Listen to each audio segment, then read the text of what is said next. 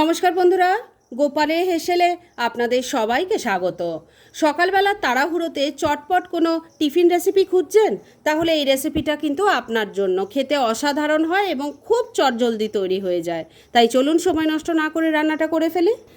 আজকে দারুণ টেস্টি চটজলদি একটা টিফিন রেসিপি আপনাদের সাথে শেয়ার করছি। সেজন্য বাটির মধ্যে আমি আটা নিয়ে নিয়েছি, আপনারা চাইলে এটা ময়দা দিয়েও করতে পারেন। এর মধ্যে প্রথমেই স্বাদ মতো নুন দিয়ে দিলাম, নুনটাকে ভালো করে মিশিয়ে নিচ্ছি। এবার এর মধ্যে অল্প অল্প জল দিয়ে এর একটা ডো তৈরি করে নেব। ডোটা কিন্তু খুব শক্তও হবে না, আবার খুব নরমও হবে না। ডোটা তৈরি হয়ে গেছে, এবার এটাকে আমি কিছুক্ষণের জন্য ঢেকে এক সাইডে রেখে দিচ্ছি। আর এই সময়ের মধ্যে এই টিফিনটার জন্য একটা ফিলিংয়ের দরকার, সেটা চলুন তৈরি করে ফেলি।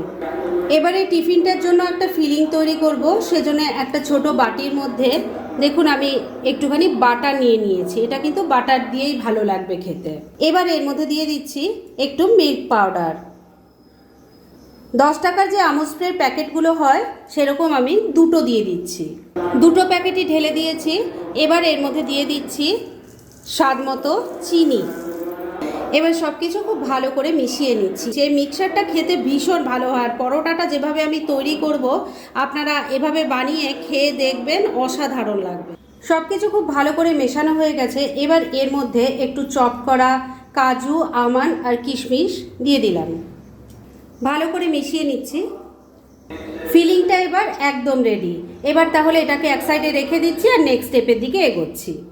ফিলিংটা তৈরি করতে করতে ডোটারও ভালো মতো রেস্ট করা হয়ে গেছে। এবার এটাকে আবারও একটু ভালো করে মেখে নিয়ে এর থেকে লেচি কেটে নেব।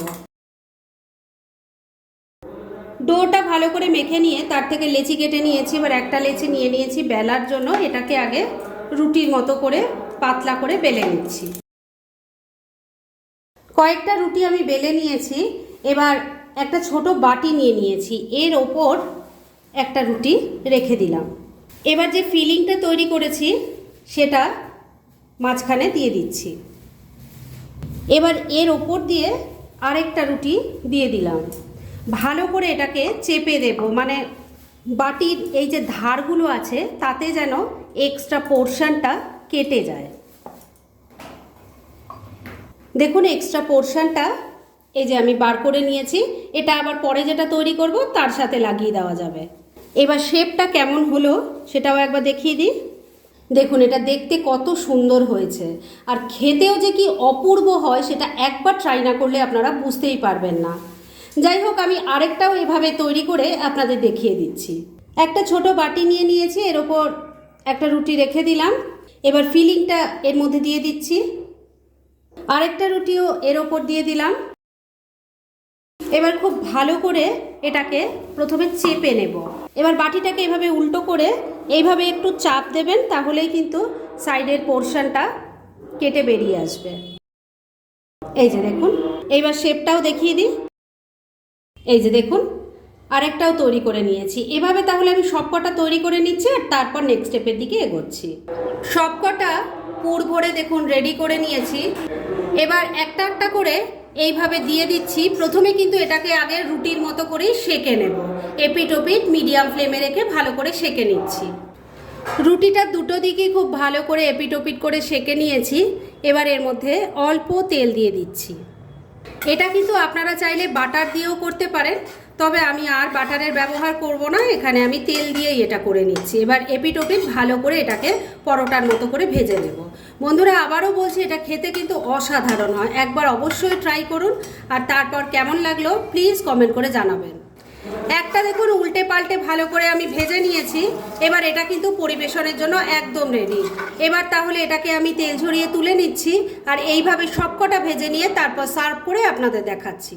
ফ্রেন্ডস, আমার আজকের এই দুর্দান্ত স্বাদের টিফিন রেসিপি একদম রেডি হয়ে গেছে এবং আমি সার্ভ করে দিয়েছি। ভীষণ ইজি একটা রেসিপি, খুব কম সময় কম উপকরণে তৈরি হয়ে যায়, অথচ ছোট থেকে বড় যাকেই খাওয়াবেন তারই কিন্তু খুব ভালো লাগবে।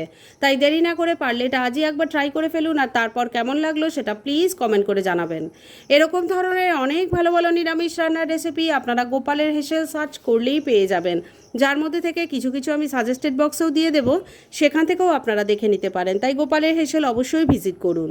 আর আপনারা কেমন ধরনের রেসিপি চাইছেন সেটাও কিন্তু আমাকে জানাতে পারেন। আমি চেষ্টা করব সেসব রেসিপিগুলো আপনাদের সাথে শেয়ার করার। আর আমার আজকের এই রেসিপি যদি আপনাদের ভালো লাগে আর ইউজফুল বলে মনে হয়, তাহলে যারা এখন আমার চ্যানেলটাকে সাবস্ক্রাইব করেননি তারা প্লিজ সাবস্ক্রাইব করুন। তাহলে আজকের মতো এখানেই শেষ করছি। পরদিন আবার এরকমই কোনো ভালো রেসিপি নিয়ে চলে আসবো। আপনারা সবাই খুব ভালো থাকুন, সুস্থ থাকুন।